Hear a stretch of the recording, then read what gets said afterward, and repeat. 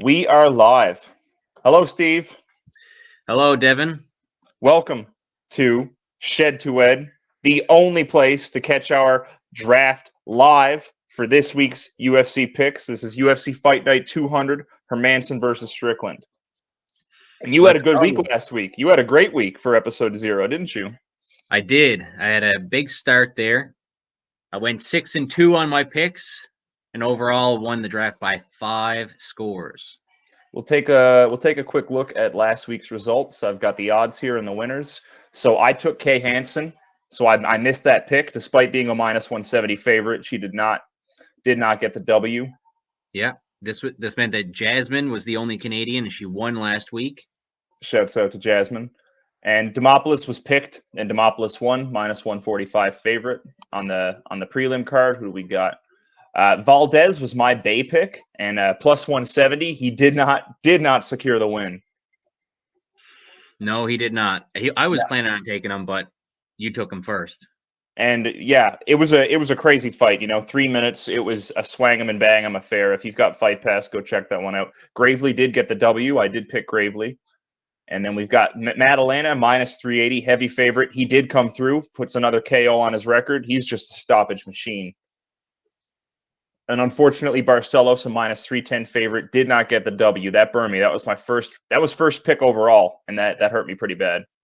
Yeah, that one was a big one. I planned to take Barcelos too, but you took him first overall, so I didn't get the pleasure to lose. Yeah, well, that's what happens. Morales was actually, he was hyped heavily, and I think I took Trevin Giles, and I got burned on that one. No, you took Morales. You took Morales. Yeah, I planned to take Giles, but being an underdog, I think you left him, and I just took Morales late in the draft. Yeah, so I would have got burned either way. And then homeboy Nurmagomedov scored the W. Pajeda scored the W. Pick, I think. Yeah, these were all picked to win. And it was a double mispick in the co-main and the main by me. I took Moreno and I took Cyril Gahn, took the favorites. And I even said last week, who are the two favorites or the underdogs that I liked? I liked Figueiredo. I liked Ngannou. Should have took both, took neither. Yeah, they're great value bets if you're betting like against a bookie. But where we're drafting head-to-head, we like to take, say, some favorites or whatever. But I like them so much that I let you draft the favorites on those. Yeah. Such is life. So what do we got ourselves into this week? Let's pull up the odds and we'll go from there. Yeah, this is going to be an interesting card, I think. We've got some heavier favorites this card, so we're going to see how this plays out as soon as I can figure out how to use computer. There was a big – so last week was a big week for underdogs, I think. It was. I think 6 underdogs took the win out of 6 underdogs won, yeah. But this one's a lot heavier favorites, a lot heavier odds for some favorites here. So I'm not sure if we're going to see a repeat of the dog fest here. Yeah, the dogs were hitting. They were like plus 120 to plus 180. We have much steeper dogs this time around. Yeah, that's sweet spot. I don't know if it's going to be here this time. We've got Bondar and Gordon. Now we've already drafted about 7 of these fights, and you took Bondar already at minus 280. I did take Bondar, yeah. Witt and Rowe are still up for grabs. I took Jailton Almeida. His odds aren't listed, but he's a heavy favorite. Heavy favorite. The length is still available. Yep. And I took you took Alexis Davis, right? I did take Alexis Davis. Another Canadian on board there. Nice. And we've got Chidi and Marc-Andre. I believe they're still up for grabs. Yep, that fight is still up for grabs. That's probably the evenest fight. If you want to call it that. Marc-Andre is at minus 120 right now. Yeah, that one should be a tight one. And then Hakeem, you took Hakeem, is that right? I took Hakeem as my second Canadian. Now, what made you go for Hakeem so early in the draft? Well, heavy favorite there, of course. I think he was my third pick. Hakeem was your third pick. But he was endorsed by my good buddy, Smelly. Oh, he's a Smelly pick. Nice. Now, interestingly, I took Miles Johns as my third pick, and you took Hakeem Dawodu. And Yanni the Greek over on UFC's On the Line show took Trezano and Castaneda. So we can keep an eye on those two fights because he took the dog in both those. Interesting. Yeah, I liked Castaneda a lot, and I'll get into that one a little bit later. Not very much. So that's going to be the co-main and the main on the prelim card. And then the main card, which is kicking off at 5 o'clock Edmonton time. It's going to be 8:30 Shed time. Kicking off with a Rosa versus Peterson. Now, you took a Rosa, right? Yeah, Rosa was actually my first pick. Heavy favorite. I don't You see can anything see wrong with minus that. 310. He's going to go early. Mm-hmm. Anything -3 or -4, with the exception of Mr. Sam Alvey, who always happens to get taken late in our draft. Now, Gore battle. Gore is a -160 favorite. He's still up for grabs. And there's Mr. Alvey, +300 himself. Shavkat Brandon Rachmanov was Allen's first pick. still available. Brendan Allen is still available. Heavy favorite, but he's a late replacement. He's coming in to fill in for Phil Haas, I believe. Yeah, Phil Haas out. And Shavkat Rachmanov was this week's first pick overall. I've been watching Shavkat's fights the last while, and he's putting on a lot of performances, taking out a lot of guys. He's got a lot of momentum behind him. Yes, sir. And that takes us to the co-main and the main. Both of these have lengths. Neither length has been drafted yet. No lengths. And the main event hasn't been picked yet either. No, that one, the main events are usually pretty sketchy because there's always a competitor, even though they're an underdog. There's always a chance that the competitor or the challenger can actually get the W. And that's all we really care about here. We don't really care about the odds. Every bet is basically at even odds against each other. Yeah, we take $3 bets here. Now, the thing about this main event is it's a classic matchup. Wrestler versus striker. Strickland, he actually set the record in his last outing against Uriah Hall for most strikes landed in a 185-pound outing. It was a 5-rounder, and he beat the shit out of Uriah Hall. And Hermansson has been a little bit inactive lately. I don't think he's fought since 2020. And he's our wrestler. He scored a quick submission. I think he's got a 45-second submission in one of his recent outings, and he loves to shoot those takedowns. I was trawling for stats. He's shot for a takedown in all 11 of his last 11 fights, and he scored a takedown in 9 of those 11, and he averages about 3 minutes of control time across all of those fights. Strickland's trying to keep it standing, keep landing his punches. Hermansson's going to take this to the ground, but interestingly, Hermansson's got more knockouts than submissions. So this is a really intriguing main event. Yeah, I wonder if a lot of those are ground and pound. I haven't watched a lot of them myself. I don't know, and I can't tell you, but I'm sure I'm going to go. I'll bring that information next week. I'll get back to you on that. Now, let's see what we've got here drafted already. So here's a rundown of the heaviest favorites to the heaviest dogs that was put together by you. Yeah. So Jailton has been taken. Yeah, we started off pretty early there. So who'd you take first? I took Shavkat Rachmanov. So he's the 4th heaviest favorite of the night. Right. The 1.35. And draft is an interesting character because, as you can see, Marc-Andre, Brian Battle, and the Jason Witt and the Jack Hermansson fight are the 4 closely most contested, and we haven't drafted any of those yet.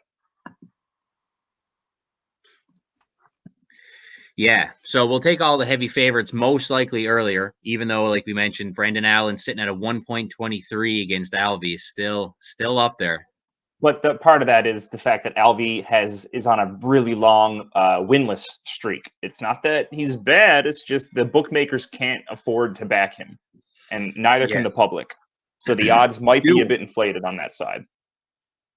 Yeah, and did Brendan Allen take this one on short notice? Because he is filling in for Phil Haas. He is filling in for Phil Haas, and it's quite short notice. A lot of these younger guys, they're always fight ready. They're always ready to get to that weight. Maybe it's not a big cut for him.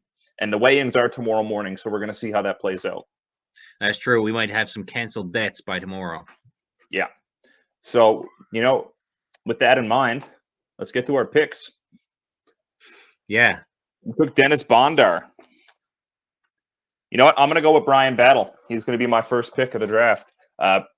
Gore is only, I believe, a 4-0 record, so Brian's got a bit more experience, and I think that that's going to pay dividends. These guys were the Ultimate Fighter finalists, but Gore was injured, so this fight was delayed until now. They've both been hanging out. I think Battle has had a couple of fights, maybe 1, maybe 2. I can't recall.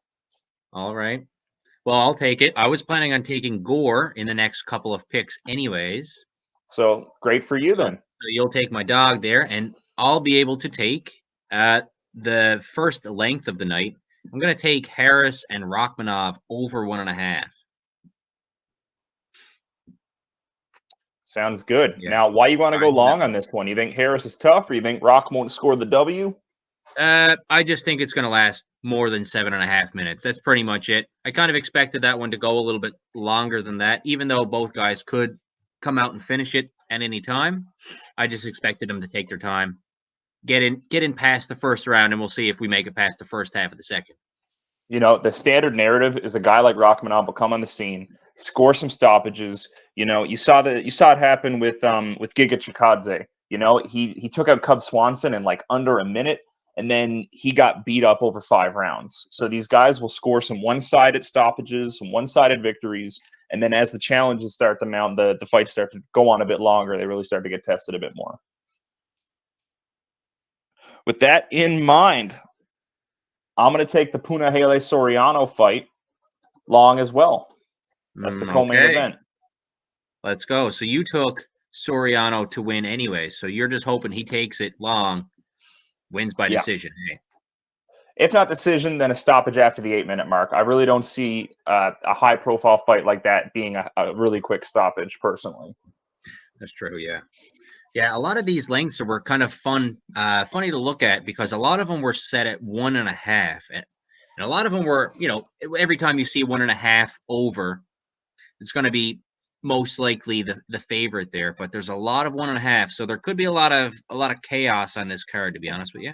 There could be some chaos. You know, sometimes we'll see a submission get cinched on either side of the half-minute or the half-round mark. So we'll see how these go. So now that Gore is out of the way too, I guess I'll be stuck with Brandon Allen. So I'll ride out the Brandon Allen over Sam Alvey pick for my next one here. That is just way too smart a pick. Gotta love the value here. I mean, take Brandon Allen at even odds any day, right? Yeah, that's right, because that implied win probability is what, like over 80%? It's gonna be pretty high. It's pretty high. All right, I got. Now I'm gonna take Chidi. You know, I'm gonna take Chidi over Marc Andre. All right. Now I was gonna take Marc Andre. Why do you think Chidi is gonna take it? I did, you know, I've consulted with the experts, and they think that that Barrio might not be able to secure the takedown on that one. So we're gonna keep a look on if that fight will stay standing or hit the floor. Okay. Okay. So I'll go ahead and take another over 1.5. Maximov and you're gonna take my pick, are you? Okay. Pick. I'm gonna steal it. Yeah, I didn't mark it off. That's my bad. It's all good. So I'm gonna take Strickland then. Take Sean Strickland. Now, if you haven't seen his episode of Cribs, you got to look that one up. That might be the wildest shit I've seen all week. That's good advice. I'm not a big Strickland fan here, but you know, just like we were saying, we kind of lean on the favorites a little bit here, taking them at even odds. I do think that Jack could take the match, but it depends on if he's able to take Strickland down. You know, in an interview this week, Strickland said, "I'm only famous this week until Hermansson beats me," and because he said that, I just can't get those words out of my head. So I've been leaning away from Strickland. Yeah, I heard that there's a lot of money on Hermansson this week, but you know, fading the public's usually pretty good. But there's always a lot of money on the underdogs, apparently. So yeah, you know, there's a pure pick'em in Marquez Almeida if it's going to go long or short. So I'm not going to bet that. I'm going to bet something else. Let's take a look. I'm going to go short. I'm going to go short on main event. I'm going to go main event under 4.5 rounds.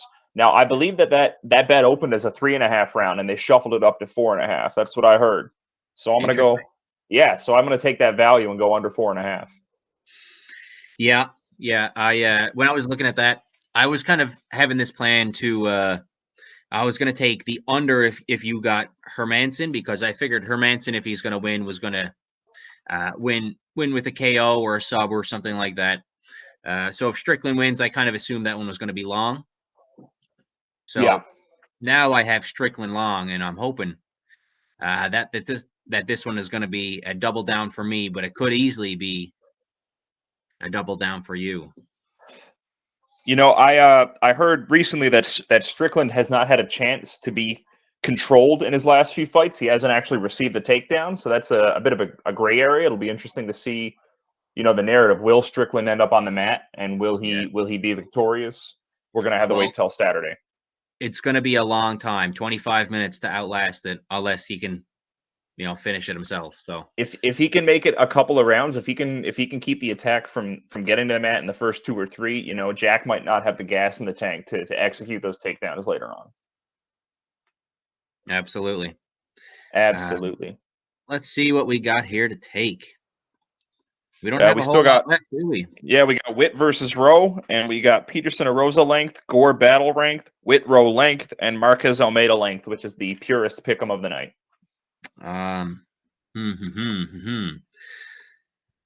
Trying to avoid a couple of these. I might just end up taking Philip Rowe here. You're gonna take Phil Rowe? Good, because I was gonna take Witt. Phil Rowe. Yeah, I kind of figured that usually if you're not taking Phil Rowe earlier, I figured you're high on Witt there, but I just can't trust Witt with this one. You can't trust Witt? Why? Has he had some performances that you didn't like, or you're just not feeling his name? What is it? No, man. Say no more. Say no more. I won't. So, on that note, I'm going to take Peterson-Arosa long. Okay. And that's long. That's 2.5. That's 2.5, yeah. So I had that one probably to go under. That's kind of why I was waiting on that one there. A lot of differing opinions this week. We're leaning opposites a lot on this. It seems like we're both getting what we want. Interesting. I wonder if that's going to be a good thing or a bad thing for one of us. But I was having 48. The Arosa fight earlier there. I think he's just kind of on another level than Peterson there. So I kind of assumed he was going to either, take his time and toy with him or just beat him out. So we've got 3 picks if left. If Arosa was going to lose, I assumed he was going to get knocked out too. So you assume he's going to get knocked out. We'll have to wait and see. The thing about this is that it's been said that sometimes it's not about who's injured, it's about who's less injured. So a guy could have been hit in training. You don't know the story going into every matchup. That's true. And we've got a pure pick'em. We've got a fight that leans over in Witt-Rowe and a fight that leans on the underside in Gore battle. Under 2.5, over 1.5, and either side of 1.5. Yes, sir. So the battle length is pretty tight. The Almeida length is pretty tight. I guess I'm just going to take Witt over 1.5. The over 1.5 just has so much value there because there's a lot of fights that go over 1.5. Yeah. There are a lot of fights that go over 1.5. It depends on the weight class too. As you move up the weight class, 185 is where you start seeing more stoppages. That's true, yeah. Ooh, I don't really want to double down on my battle pick. So let's flip a coin. Let's go Marquez Almeida under 1.5. Under 1.5, man. So you're doubling down on Almeida fast and fast. I am. And that leaves Battle versus Gore for the final pick of the night. Battle versus Gore. So this one is at 2.5. It's most likely going under, apparently, which is the only length of the week with the favorite on the under that we have. That's correct. It's the only one that leans short. So I'm going to take it under. Sounds good. Let's go for a big fight there or a small fight. Let's see. And that's our picks. That's the picks. Okay. We're in for a good night. We got the weigh-ins tomorrow morning. Anything else you want to cover? So the Super Bowl is coming up in a couple of weeks. That's right. We got the 10 Bengals. days. Yeah, 10 days. We got the Bengals and Rams. The Rams basically have home field advantage. They actually are in their home field playing this Super Bowl. The Bengals have been dogs for basically the entire season. Nobody expected them to win more than like 6 or 10 or 6 or Yep. 8 games, really. And here they are in the bowl. We got the Rams money line sitting at 1.5, and I really like the Rams to win the Super Bowl. But at 1.5, The Rams are on the favorite side of 1.5.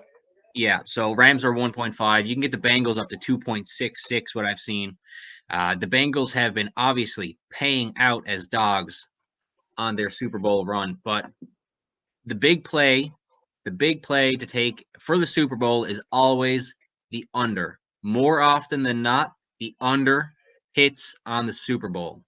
Under points scored. You're saying it's a low scoring game, the Super Bowl. Under 48.5 is where I'm going to lean with my bet. And the under hits about 75% of the time on the Super Bowl. People run up the over. Amateurs watch the game and bet on the game, and they throw money on the over because they want to see an exciting game. But defense wins championships. The LA Rams basically have the best defense this year in the league, and the Bengals have a really bad offensive line. I don't think they're going to have an answer for Von Miller and Aaron Donald, so I think there's going to be a low-scoring game. I'm hoping it's going to be like 30-10 or something stupid, but as long as it's like 20-17, let's go under 48.5. Under 48.5. And what team are you taking again? I would take the Rams, but at 1.5 money line, I don't like it. I don't even like the -4 spread for the Rams. I'm sticking with the under. You're taking points, not teams. Typical fantasy I'll take player. the Rams for a Super Bowl pick 'em, but I don't like the odds. Okay. That's fair, man. And that's in 10 days. So we'll see next week because we have another fight card coming up. Let's take a quick look ahead. What do we have coming up? Maybe I'll have some better props next week. Let me take a quick look on the old Google here. Next week, we have a pay-per-view card. We got Israel Adesanya rematching Robert Whittaker. And we'll do a quick rundown of that 185 weight division next week. And we'll see what happens with Strickland and Hermansson and what'll happen. Because we also have Jared Cannonier, Secret Ed, fighting Derek Brunson in a title shot eliminator. Both men have lost against, Derek has lost against Whittaker. He's lost against Adesanya, and Cannonier's lost against Whittaker. But they're both top fivers, and they could both see themselves rematching in the near future. Yeah, so you did mention Secret Ed, and I forgot that I have one this week. You have a Secret Ed this week. I have a Secret Ed. So you took Miles Johns, right? That's correct. So that left me with John Castaneda. Let's go. So all Eds are 100%. That means 2 of them won last week. Anyone with that ED in their name. This is Yeah, man. Anybody with Ed in their name anywhere. I love it. I love to hear it. Well, yeah, so I will. I'll get you an update on the weigh-ins.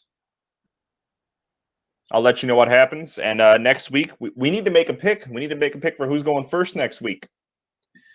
Who's going first next week? Well, we did scrap a length from our draft battle here. That is right, the Malcolm Gordon fight. Let's take that Malcolm Gordon fight going long. I'll take it long. All right, you can take it long for first next week. Perfect. I'll see you next week with the update, and hopefully I can get some money back because you're up $21, my friend. I'm up 21, 15 last week, 6 to 1 before. Well, as they say, let's go. Let's go.